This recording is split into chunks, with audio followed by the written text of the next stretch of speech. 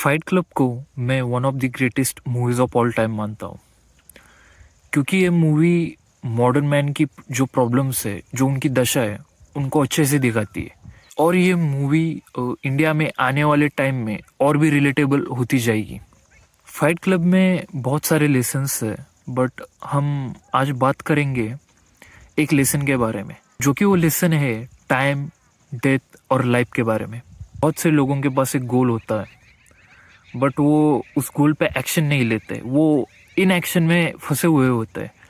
Most of the time लोग अपने fear और कंफर्ट की वजह से अपने गोल्स पे एक्शन नहीं लेते। तो इस बात पे टाइलर डर्डन कहता है कि हम सबको एक्सेप्ट करना होगा कि एक दिन हम सब मरने वाले हैं। हम सब की धीरे धीरे डेथ हो रही है।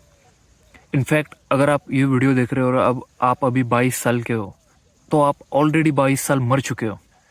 और इस फैक्ट से हमें डरना नहीं है कि हम एक दिन मरने वाले। इनफैक्ट इसे हमें एक्सेप्ट करके एज अ फ्यूल यूज़ करना है कि हमारे पास बहुत लिमिटेड टाइम है और हमें इस लिमिटेड टाइम में ही कुछ करना होगा। हम दिन भर बैठे नहीं रह सकते, हमारे पास बहुत लिमिटेड टाइम है, क्योंकि हमारी डेथ हमारे पास आ रही है। तो हमारे जो फियर है at the end of the day वो मैटर नहीं करते, क्योंकि इवेंचुअली हम सब एक ना एक दिन मरने वाले हैं।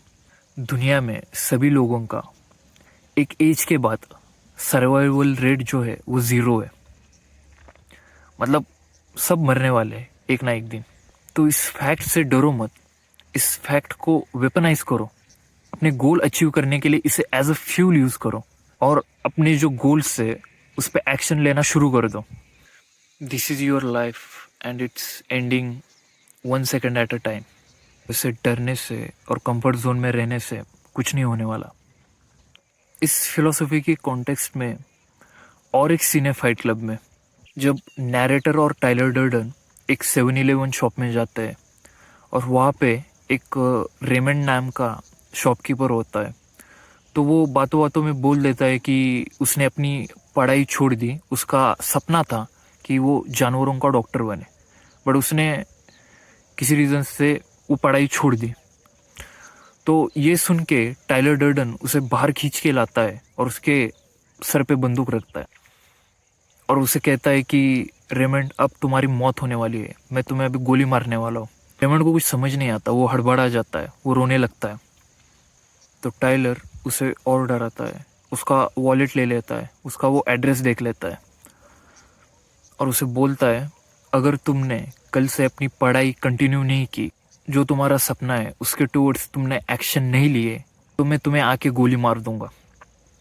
और इतना कह के उसे छोड़ देता है। रेमंड वहाँ से भागते भागते रोते रोते चला जाता है। टाइलर इनडायरेक्टली ये कहना चाहता है रेमंड से कि डेथ कितनी रैंडम है, कभी भी किसके साथ भी हो सकती है, इसलिए तुम्हें अपने ड्रीम्स के टुवर्ड एक्शंस लेने चाहिए और उस पर वर्क करना चाहिए, क्योंकि डेथ बहुत रैंडम है, कभी भी हो सकती है। तो इस सब का सार यही था कि अपने गोल्स पे एक्शन लो, क्योंकि मौत तो आने वाली है और इस फैक्ट से डरना नहीं है कि मौत आने वाली है।